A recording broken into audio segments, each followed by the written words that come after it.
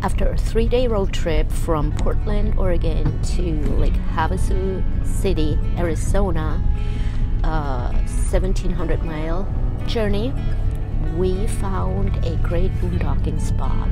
And in this video, you'll see how we set up camp and get comfortable. There are quite a few people camping out down here in the lower levels close to the road. We are heading up several miles on the dirt road to get a private spot with a gorgeous view.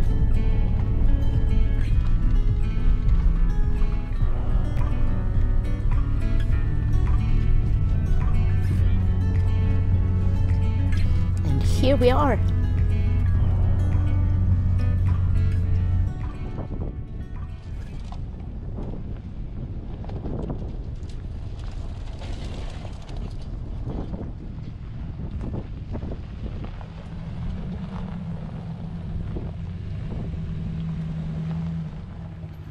It was kind of tricky to park Misty with all the bushes and the soft sand, but I'm getting better at it. What's in front of me? Nothing. Okay. Cut it sharp.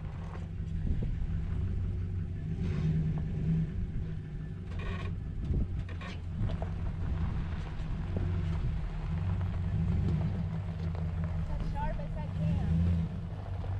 Whoa, that's good. Whoa.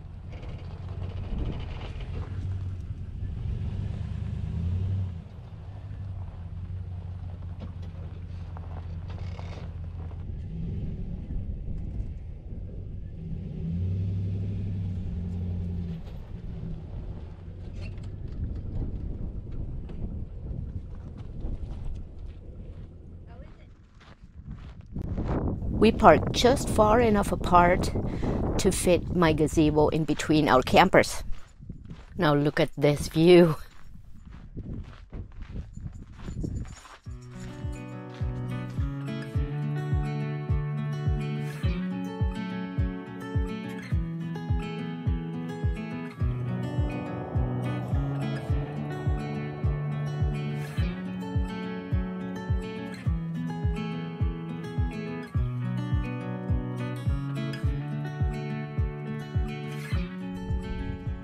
Unhitching and leveling Misty is the first thing I do.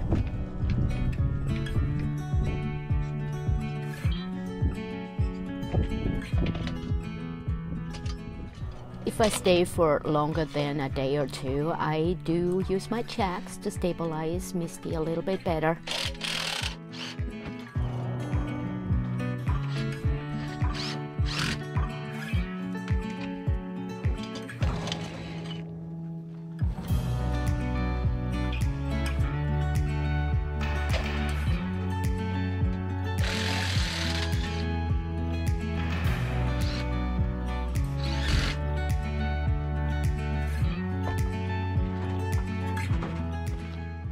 And then I go set up the interior, like putting up my dishes and the decorations, the mirrors, all that kind of stuff. You can watch the interior setup in one of my previous videos. The link is up in the top right corner. Oh no, I must have hit a bump. My spices came out. Oh no.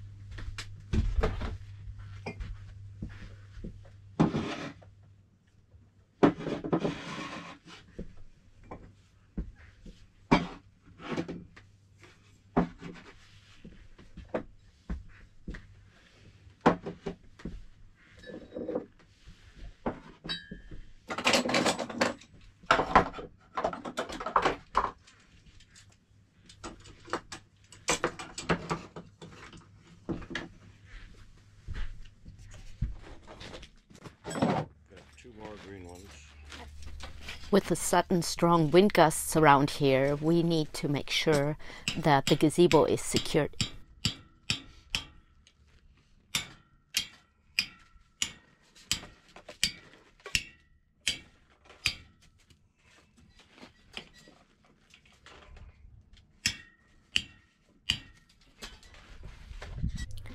Next on the list is setting up my outdoor kitchen.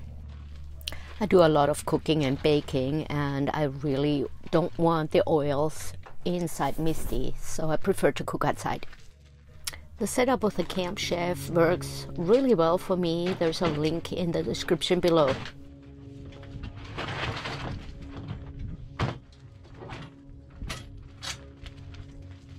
I set up the fold-out table for food prep and washing dishes. Why would I make a mess inside Misty when I can do it outside?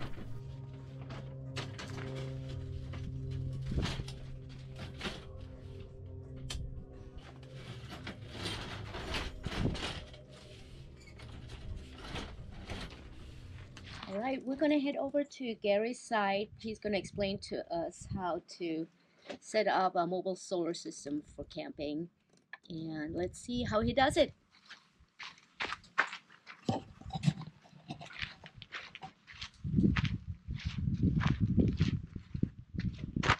Hey, Gary. Hola. First, we're doing the frame for the stand, which is $10 worth of PVC. You make it about a ½ inch smaller than your actual solar panel because you don't want it to rub against any of the white of the inside of the panel, which I'll show you later. And this is a one-step glue instead of a two-step primer. This is way to go, if you ask me.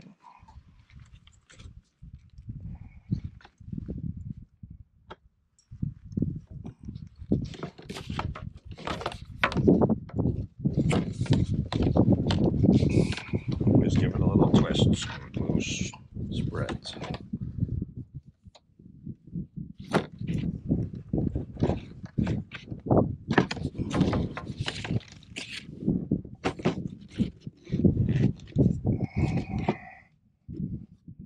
Eyeball square.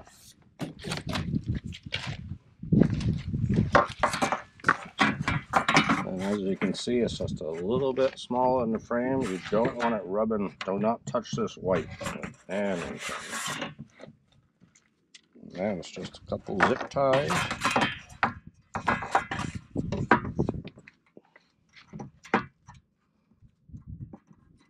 If they go in there.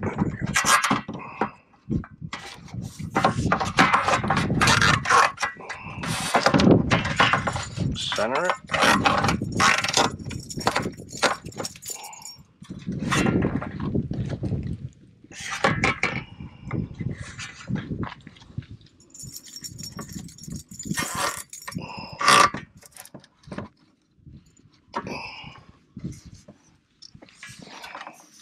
Then I'm going to add it to my 700 watt. Well, now it's going to be 700. Just pull it right out. And then Arizona, where we are, it's 49.5 degrees that you should set your front on. And there's apps for it where you just put your phone on it and you get your latitude and add 15 degrees in the winter. And I've got a cord that goes to my batteries and controller. So here I've got a fuse box that will be waterproof. Everything goes into that. So I've got 4 panels. And since we boondock a lot, I want to put the panels out where out of the shade, and because we like to park in the trees, so we want your panels out in the sun. So I really like the long cord to put them where we want. All that juice is coming in. It's fused in case one of those panels goes. It will actually burn out all the other ones unless you fuse it. So that's not fun. So all that juice comes into a controller. This is a 40 watt because there's 4 panels, 400 watt panels. And all that juice will come into here first, and then it'll go to the battery. And then it'll go to whatever we want to charge, refrigerators, etc. But yeah, and there's water pumps and 2 refrigerators, lights, and it should be more than enough. I've got about 500 amp hours worth of batteries. And yeah, that's this year's project.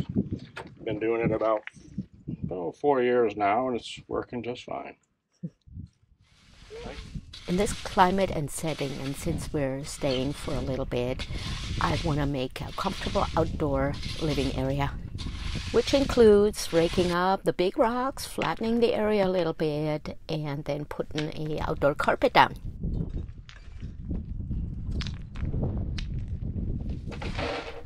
Well, it ended up being more work than I thought.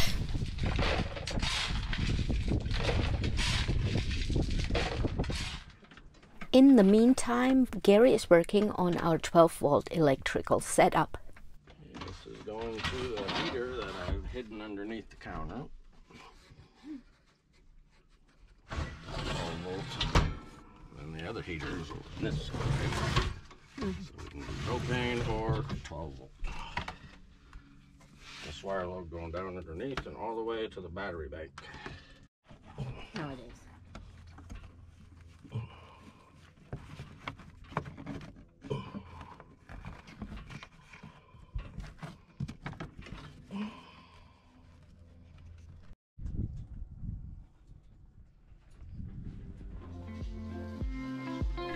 Not sure if that was needed, but it was fun doing it.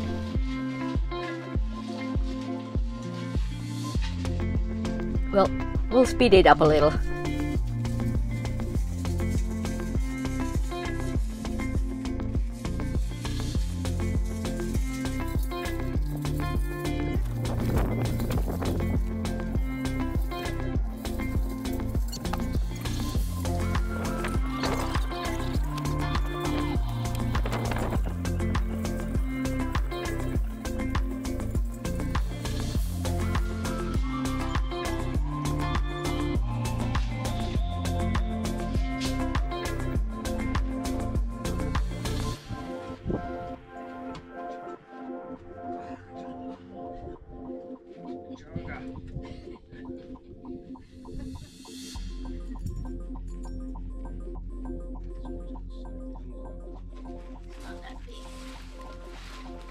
Hey, what you doing? What you doing?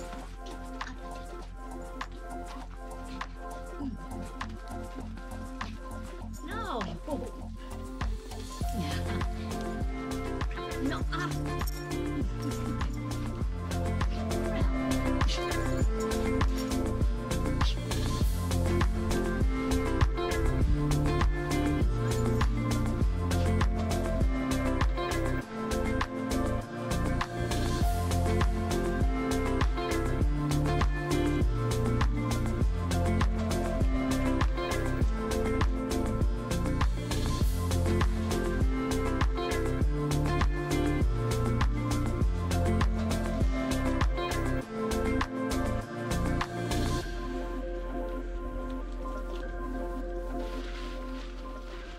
I'm really not sure how long this will last with the wind gusts that occasionally come through, but we will find out, I guess.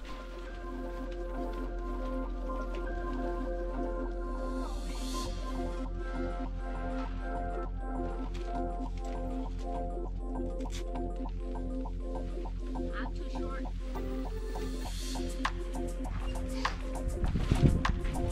Good timing, can you help me? Yes, See the Velcro here? Needs to go under and in. That's too much weight and wind right now. Yeah. Testing the waters with my favorite mandala fabric.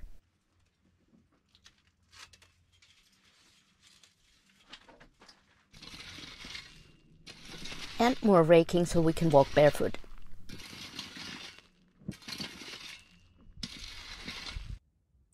The hummingbirds found the feeder within minutes, and there's quite a few out here.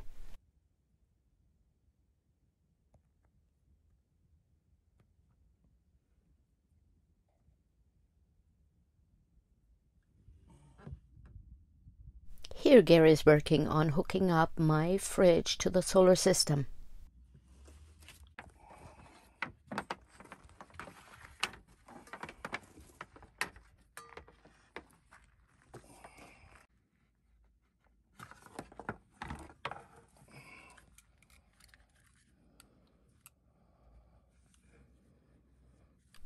electrical is something I always chose not to learn it. There's so many things to learn. It's not top of my list. So I'm glad he's helping.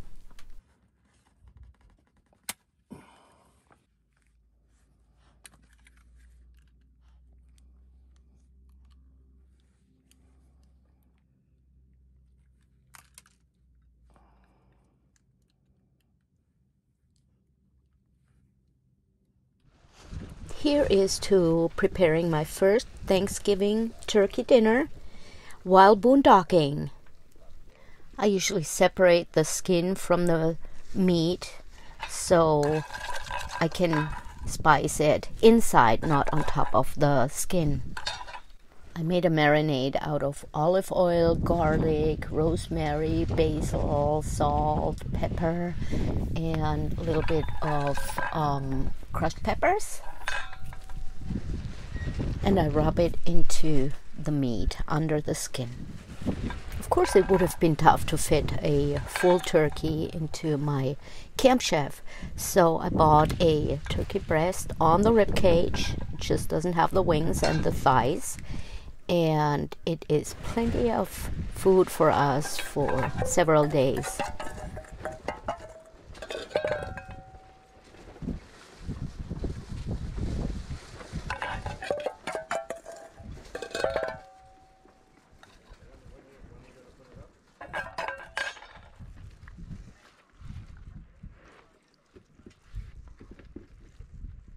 It barely fits in, but it does. And it actually turned out perfectly. It's all cut up. Okay, we got gravy, mashed potatoes, stuffing, all the works. Happy Thanksgiving!